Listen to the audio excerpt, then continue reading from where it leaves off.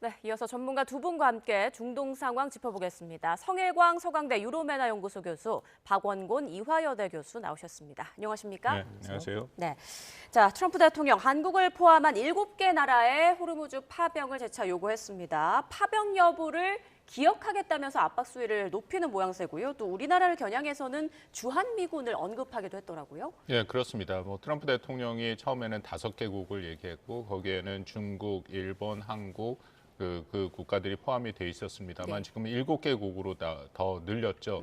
나머지 2개국은 어딘지 확인이 되지는 않고 있고. 근데 일정 수준 트럼프 대통령이 이런 반응을 보일 것은 예상이 됐습니다. 왜냐하면 트럼프 대통령이 1기에 이어서 2기 때에는 보다 강력하게 동맹국이 책임과 비용을 훨씬 더 증대해야 된다. 그러니까 미국이 더는 세계 경찰의 역할을 할 수 있는 상황이 아니고 그래서 지역이나 각자의 그 부과된 위협은 1차적으로 동맹국이 책임을 지라 그런 생각을 갖고 계속해서 국방 전략서라든지 국가안보 전략서에서 그런 것을 쓰고 있었거든요. 근데 이번 같은 경우에도 호르무즈 해협을 보니까 트럼프 대통령의 표현입니다만 미국은 거기서 1%도 안 되는 원유가 수입이 되고 나머지 국가들은 거기서 대부분의 원유를 수입하고 있지 않느냐. 예를 들어서 이게 수치는 트럼프 대통령이 말한 건 다 틀렸는데요. 일본 같은 경우에 90%, 한국은 약 70%, 그리고 중국이 50% 정도 되니까 그 트럼프 대통령의 생각에는 그런 그 국가들이 오히려 호르무즈 해협의 안정, 그러니까 항행의 안정성을 지키는 그런 군사작전에 동원이 돼야 되는 거 아니냐라고 또 얘기를 했고 나토 국가들 같은 경우에도 이건 트럼프 대통령의 표현입니다만 우크라이나 러시아 전쟁이 유럽에서 발생한 건데 미국은 거의 상관이 없음에도 불구하고 굉장히 기여를 했으니까 이제는 나토 국가들이 미국이 시작한 이 전쟁에 대해서 기여를 해라. 이제 그런 생각을 갖고 있기 때문에 글쎄 조심스럽긴 합니다만 트럼프의 이런 동맹관, 거래 비용적 동맹관을 생각할 때 이것이 결코 단기적으로 한 번으로 끝나지 않고 어떤 형식이든지 동맹국의 책임과 비용을 물을 가능성은 있다라고 생각합니다. 그냥 엄포에 그치지는 않을 것이다라는 네. 말씀이시군요.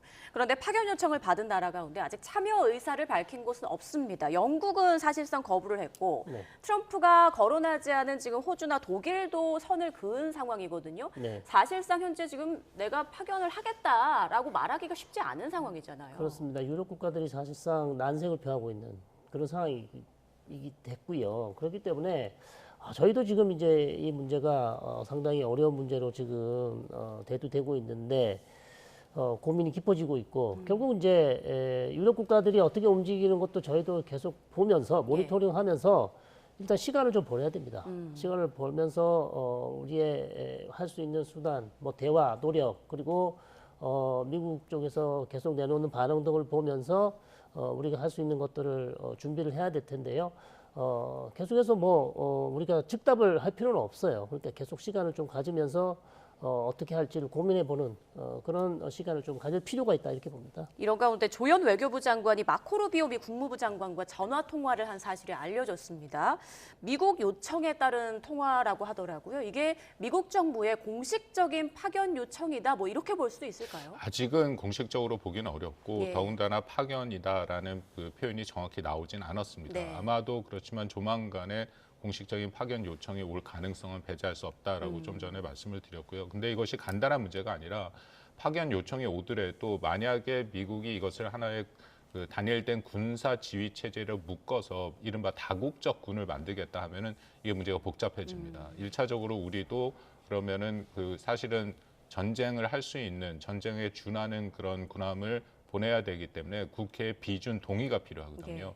그리고 현재 청해부대에 있는 청해부대 아덴만의 청해부대에 있는 구축함이 얘기가 되고는 있긴 하지만 과연 미국이 그 정도로 만족을 할 수 있을지 그보다 더 능력 있는 이지스함 정도를 요구해 올 가능성도 있습니다. 만약 그렇다면 여기서 파병되는데 모든 걸리는 시간이 한 달에서 2달까지 걸리거든요. 만약에 호르무즈 해협의 위기가 한 달에서 2달까지 간다면 세계 경제에 미치는 영향은 매우 크다. 그래서 저도 성 교수님 말씀에 동의를 하는 게 일단 상황을 좀 두고 봐야 되지 않느냐. 그리고 우리가 먼저 나설 필요는 없고 다른 국가들이 어떻게 하느냐 또 미국이 정말 어떤 형태의 그런 호르무즈 해협을 포위할 수 있는 그런 그 체제를 만드느냐 그런 것들이 매우 중요하다라고 판단이 되는데요. 현재로서는 유조선 그게 간단한 문제가 아니라 말씀드린 게 유조선 한 척을 호위하는데 최소한 2척의 군함이 필요하고 예를 들어서 유조선도 일종의 전단을 만들고 가지고 가지 않습니까? 5, 6척이 간다면 최소한 12척 정도는 필요하고요. 또 더불어서 기뢰가 아직 완전히 그 전면적으로 부설된 것 같진 않습니다. 예. 그렇기 때문에 방금 YTN 리포트에도 나온 것처럼 중국이나 인도에서는 뭐 파키스탄까지 포함해서 그런 유조선이 호르무즈 해협을 지나갔다 얘기를 하니까 근데 그래도 일부 지역에 기뢰가 매설돼 있다면 기뢰를 제거하는 소해함이 먼저 가야 되는 부분도 있거든요. 그렇기 때문에 이 모든 것이 실질적으로 들어가서 군사적인 상황을 보면 그렇게 하루 이틀 만에 결정돼서 될 일은 아니다. 그렇게 판단은 됩니다. 네, 앞서 트럼프 대통령이 중국에도 파병 요청을 했었잖아요. 그런데 조금 전 들어온 내용입니다. 트럼프 대통령이 중국에 이달 말로 예정됐던 미중 정상회담을 한 달 정도 연기할 걸 요청했다. 이런 소식이 들어왔는데 한 달이란 시기도 좀 궁금하고요. 그리고 어떤 의미로 이런 요청을 한 걸까요? 뭐 여러 가지 진위 여부는 좀 확인을 해봐야 될 것 같긴 예. 한데요. 일단은 트럼프 대통령이 전쟁을 계속 진행하고 있는 상황이고 미중 간의 정상회담이 3월 말 4월 초에 지금 예정돼 있지 않습니까? 그때까지 전쟁이 끝나지 않을 것이다라는 판단을 하고 있다. 근데 여기는 여러 가지 메시지가 저는 담겨 있다고 생각하는데 첫째는 그만큼 트럼프 대통령도 뭐 많은 사람들이 단기전을 이렇게 예상하고 있고 장기전으로 갈수록 미국한테 불리하고 트럼프 대통령한테 불리한다고 얘기하는데 본인은 그럼에도 장기전을 할 수 있다라는 그런 메시지를 보낸 거고요. 예. 그리고 훨씬 더 미중 간의 정상회담이라는 매우 중요한 이벤트를 뒤로 미루면서까지도 이번 전쟁에 자신이 훨씬 더 집중하겠다라는 것을 사실은 이란이랑 세계에 보내주는 것도 있고 두 번째는 미중 중국한테도 보내는 메시지가 있는 거죠. 네. 뭐 잘 알려진 것처럼 중국이 호르무즈 해협에서 한 50%의 원유를 수입하고 있고 특히 이란이 생산하고 있는 원유의 80%를 중국이 사주고 있기 때문에 중국이 이란에 대해서 적지 않은 영향력을 갖고 있는 것은 맞습니다. 그렇기 때문에 미중 간의 정상회담은 미국도 중요하지만 중국도 풀어야 할 문제들이 많이 있기 때문에 중요한 회담이거든요. 그래서 트럼프 대통령은 이것을 연기할 수도 있다라는 식으로 트럼프 행정부에서 얘기하는 것은 중국이 지금보다는 조금 더 적극적인 역할을 해서 이란으로 하여금 좀 주저앉도록 해라. 뭐 이제 그런 메시지도 같이 포함되고 있다라고 판단이 되고요. 마지막 메시지는 한국과 동맹국한테도 보내는 거죠. 이것이 방금 말씀드린 것처럼 만약에 군함을 보낸다면 시간이 꽤 걸리는 작업이긴 한데 자기는 그런 장기전까지 생각하고 있으니까 동맹국들도 여기에 동참해라. 그런 메시지도 있다고 판단이 됩니다. 네, 우리나라는 주변국들이 어떻게 하는지 좀 지켜보는 그런 분위기인데 당장 이번 주 19일 모레입니다. 워싱턴에서 미일 정상회담이 또 열릴 예정이지 네. 않습니까? 이런 가운데 일본은 미국의 요청을 받아들일 수 있다라는 전망도 나오던데요. 어떻게 나올까요? 근데 뭐 저희도 일부 전문가들은 초반에 그렇게 예상을 했었는데 예. 지금 들리는 얘기는 그렇게 쉽지 않다는 보도도 나오고 있어요. 네. 왜냐하면 자위대 파견은 또 일본 헌법을 또 지켜야 될 필요가 있기 때문에 또 헌법 수정이 없으면 사실상 엄연하게 말씀드리면 긴급한 아주 임박한 위협이 없는 곳에 자위대를 파견하지 못하게 돼 있단 말이죠. 자, 그렇다면 일본에서도 지금 이 문제를 놓고 사실 일본은 더 급하죠. 왜냐하면 미일 정상회담이 지금 코앞에 와 있기 때문에 아마 트럼프 대통령이 또 정상을 만나서 그 자리에서 또 강하게 요구를 할 수도 있는 그런 상황이긴 합니다만 예. 일본도 지금 사실 조심하고 그 다음에 고민하고 있는 상황이기 때문에 예. 뭐 저희들도 역시 다른 방법이 없을 것 같아요. 계속해서 일본이 또 어떻게 나오는 걸 지켜보고 우리가 할 수 있는 우리가 대처할 수 있는 방안을 좀 찾아야 되지 않을까 그렇게 생각합니다. 네. 자, 호르무즈 해협 상황도 좀 보겠습니다. 앞서 미국이 이란의 돈줄 하르그 섬의 군사 시설을 공격했지만 석유 시설은 건드리지 않았는데 마이크 활츠 주 유엔 미국 대사가 이런 말을 했습니다. 석유 시설 공격에 대한 질문에 트럼프는 어떤 선택지도 내려놓지 않을 것이다. 가능성이 있다는 취지로 말을 한 것 같거든요.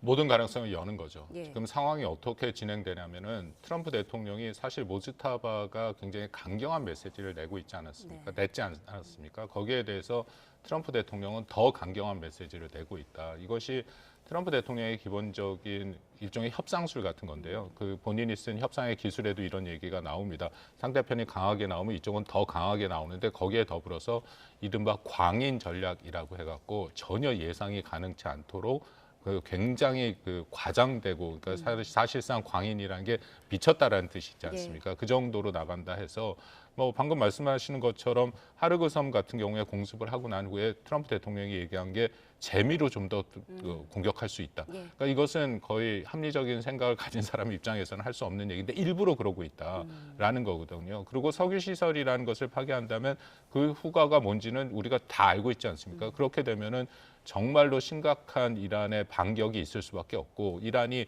걸프국의 모든 국가들의 그런 석유 시설들을 다 공격할 가능성이 있기 때문에 그렇다면 호르무즈 해협뿐만 아니라 원유 수급에 굉장히 심각한 문제가 생기고 그럼 이미 올라가고 있는 미국의 기름값에 대해서 더 불을 붙는 그런 상황이 오기 때문에 트럼프 대통령한테 굉장히 불리하게 작동할 수 있거든요.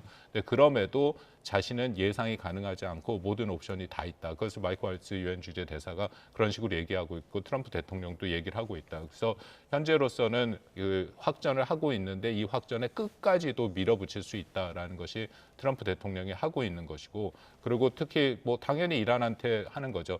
너희들이 갖고 있는 마지막 카드까지도 우리는 쓸 수 있다라는 것을 실질적으로 보여준다. 그것을 사실은 믿을 만한 위협이다라고 얘기를 하거든요. 이제 그런 일종의 전략을 쓰고 있다라고 판단이 됩니다. 네, 광인 전략, 매드맨 전략을 펼치고 있는 트럼프 대통령. 일각에서는 트럼프 대통령이 하르그 섬을 장악하기 위해서 지상전 투입도 결단할 수 있다라는 전망이 나오는데 이렇게 될 경우 전쟁이 완전 또 다른 차원으로 갈 수 있다고 하더라고요. 네, 그렇습니다. 하르그 섬 지금 점령 아마 고민을 하고 있을 것 같아요. 지금 계속해서 군사적 움직임이 보이고 있기 때문에 지금 두 가지 정도를 볼 수 있는데 첫 번째로 말씀해주신 이란의 뭐 왕관의 보석, 사실 이란의 뭐 젖줄이라고 할 수 있는 이란의 원유 90%를 이 오일 터미널 여기를 통해서 수출하는 곳이기 때문에 군사 시설은 일단 공격을 했고요. 그러나 오일 터미널 시설은 인프라는 그대로 남아 있는데 만약 여기를 점령해서 더 이상 수출을 못하게 하겠다.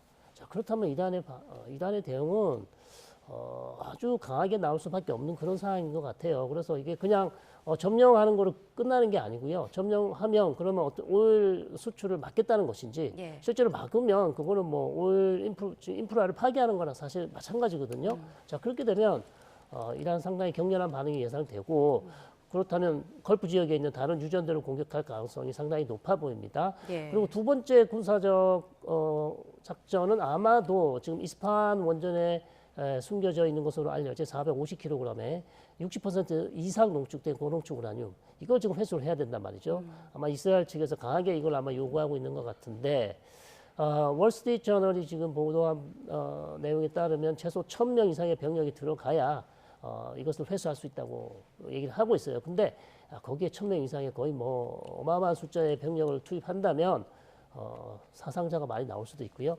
자, 그렇다면 전쟁은 더 길어질 수도 있고 어찌 보면 트럼프 대통령이 더 수렁에 빠질 수도 있습니다. 그래서 이건 상당히 위험한 작전이기 때문에 가능성이 얼마나 되는지 지금은 알 수 없을 것 같습니다. 네, 미국이 하르그 섬을 장악할 경우 오만 쪽에 있는 자스크항이 다음 표적이 될 수 있다라는 전망도 있던데 자스크항은 어떤 곳인가요? 자스크항은 일반 이란의 나머지 그러니까 하르그 섬이 가장 핵심적인 원유 수출 기지라고 하면 자스크항 같은 경우에는 그 나머지를 해서 하루에 약 100만 배럴 정도 수준으로 하고 있다. 하르그의 한 절반 정도 되고요. 실제 운영 능력은 이거보다 훨씬 더 낮다라고 얘기를 합니다. 왜냐하면 이란이 하르그 섬을 주로 사용을 하기 때문에 그런데요.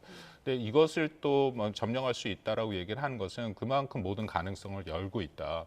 아까 잠깐 성 교수님 말씀해 주신 것처럼 하르그 섬은 이론상은 점령이 가능합니다. 한 5천 명 정도 동원을 하면 벌써 이 방공망, 이란의 방공망은 다 완전히 무력화가 됐기 때문에 공중 우세를 확보한 상태이고요. 여기서 아마도 이제 특수부대를 보내서 이 활주로를 점령을 하고 그 다음에는 병력을 뭐 시누크 헬기 등을 통해서 들여보내서 석유 시설을 장악하고요.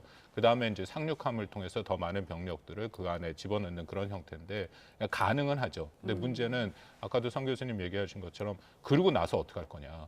그러고 나서 당연히 이란은 그렇게 되면 전면전으로 생각하고 주변의 걸프 국가의 시설을 때린 거와 더불어서 하르그 섬에 있는 계속해서 미군 점령하고 있는 미군들을 공격을 할 것이다.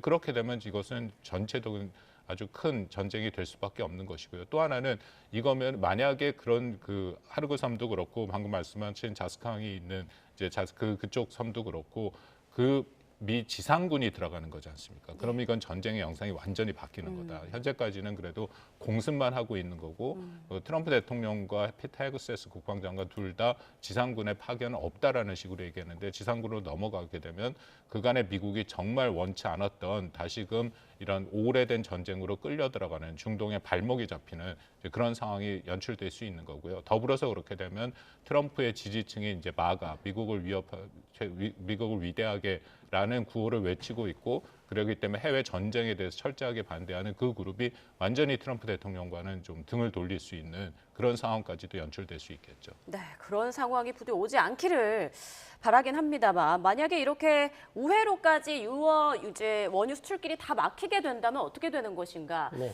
일반 국민들은 굉장히 궁금해하는 부분인데요. 우리가 1970년대 오일 쇼크가 있었지 않았습니까? 네, 네. 그때와 비교했을 때 어느 정도까지 상황이 악화할 수 있는 건가요? 그때와는 그때보다 훨씬 심각해지겠죠. 왜냐하면 기간도 계속 길어질 거고요. 그러면 지금 트럼프 대통령이 원래 계획했던 전쟁 기간이 4주에서 6주란 말이죠.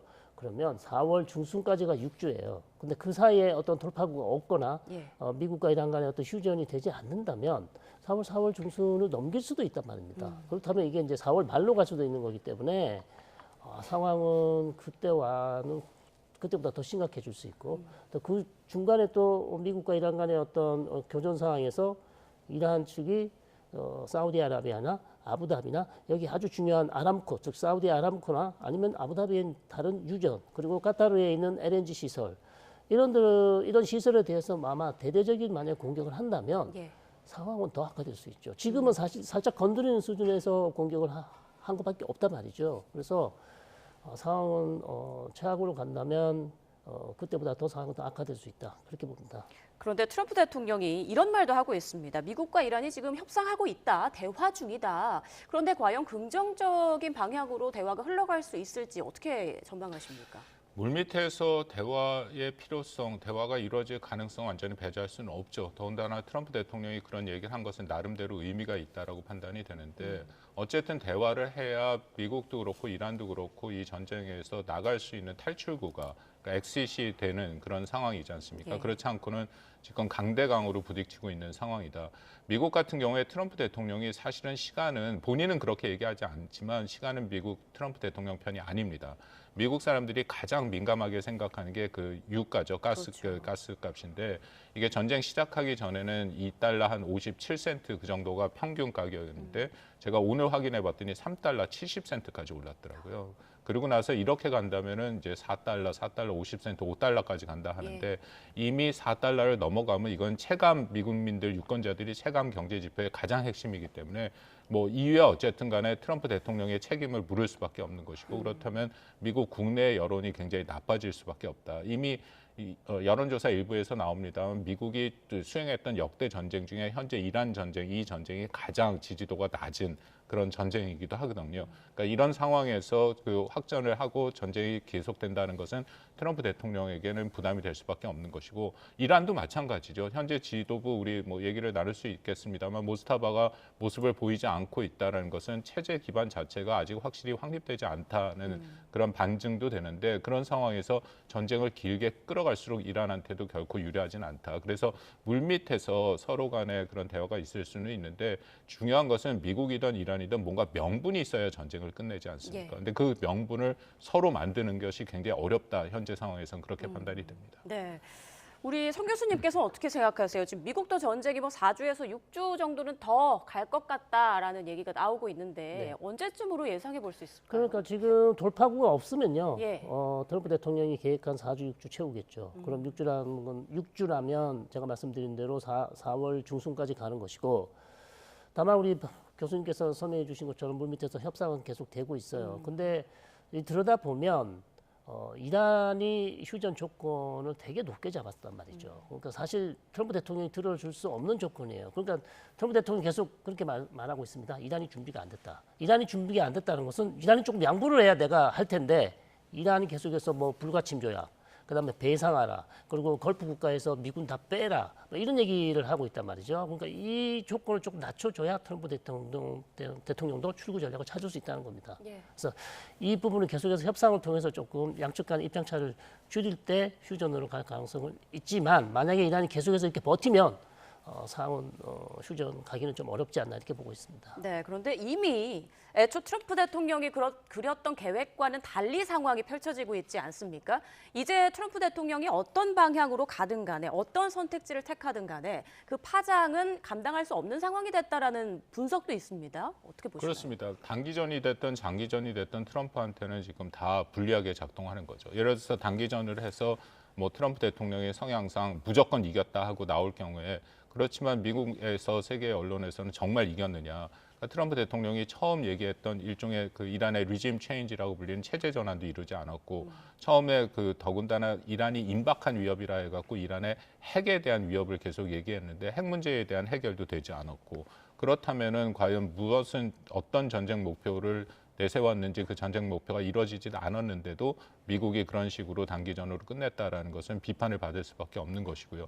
또 동맹국의 입장에서는 아니 그렇게 단기전으로 끝낼 것을 호르무즈 해협이 묶임으로써 유가가 그렇게 상승되는 그런 불이익까지 주고 또 동맹국한테 동참까지 했느냐 해갖고 미국에 대한 신뢰도가 좀 낮아질 수밖에 없는 그런 상황이고요. 예. 장기전으로 가면 뭐 충분히 얘기를 나눴습니다만 이거는 미국의 유가가 뛰고 전 세계 경제에 미치는 영향이 엄청 큰 거고 동맹국한테 책임과 비용을 묻는다 해서 우리가 어쩔 수 없이 동참을 하게 된 이후에 과연 미국과의 동맹이 적절한가에 대한 아주 근본적인 질문들이 또 나올 수밖에 없는 것이고요. 중동 지역의 질서 재편을 해놓고 그 다음에 빠져나와서 중국을 견제하겠다라고 생각을 했는데 미국은 중동에 발목을 잡힐 가능성이 매우 높고요. 예. 그렇다면 세계 전략, 미국이 그리고 있는 세계 전략에서도 큰 차질이 올 수밖에 없는 그렇기 때문에 현재 상황에서는 이 전쟁에서 과연 트럼프가 무엇을 가져갈 수 있을 것인가에 대해서는 상당히 제한될 수밖에 없다. 그렇게 생각합니다. 네, 트럼프 대통령이 지금 이란의 지도자가 누구인지 모르겠다, 살아있는지도 모르겠다라는 말을 했습니다. 지금 모즈타바 하메네이에 대한 건강 이상설이 계속 확산하고 있는데 지금 한 쿠웨이트 일간지에서는 하메네이가 심각한 부상을 입고 치료를 받기 위해서 러시아에 갔다라고 또 이야기를 전했습니다. 좀 신빙성이 있는 얘기일까요? 글쎄요, 쿠웨이트 쪽에서 아마 이란의 고위 관리 소식통을 이용해서 이제 보도를 했는데 네. 사실 쿠웨이트 일간지 말고는 다른 데서 아무 언론에서 지금 확인할 길이 없습니다. 그렇기 때문에 이란 측에서도 지금 확인을 해주지 않고 있어요. 공식적으로 지금 이란 쪽에서는 아마 이란에 있다고 얘기했겠죠. 굳이 모스크바에 갔다고 얘기할 것 같지는 않습니다. 그래서 다만 계속해서 이런 보도들이 나오는 이유는 모스타바 최고 지도자가 육성도 들려주지 않고 공개 석상에 전혀 나타나고 있지 않기 때문에 신변 여부를 둘러싸고 계속해서 지금 주변에서 의구심만 커지고 있는 그런 상황이에요. 그래서 아마도 부상은 입었으나 미국 쪽에서도 지금 확실한 답변을 내놓지 않고 있습니다. 모르겠다.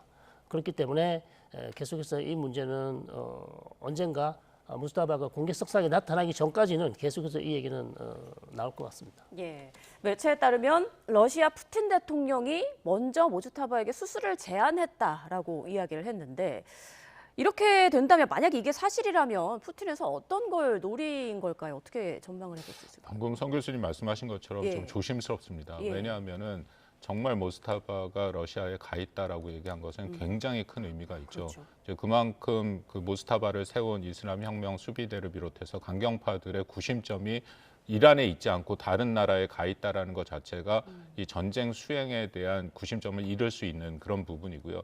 그렇기 때문에 전쟁 중에는 이런 식으로 우리가 흔히 심리전 혹은 좀 더 정확히 말씀드리면 인지전이 지금 진행이 되고 있습니다. 그러니까 상대방에게 굉장히 불리한 정보를 퍼뜨림으로써 전쟁 수행 의지를 꺾는 그런 작업들이 이루어지고 있거든요. 그래서 쿠웨이트에서 나왔다라고 하는데 그 외에는 확인이 되지는 않고 있다. 그렇기 때문에 굉장히 많은 정보들이 가고 있다. 근데 만약에 이것이 사실이라면은 나름대로 러시아 입장에서는 자신들이 카드를 갖고자 하는 것이죠.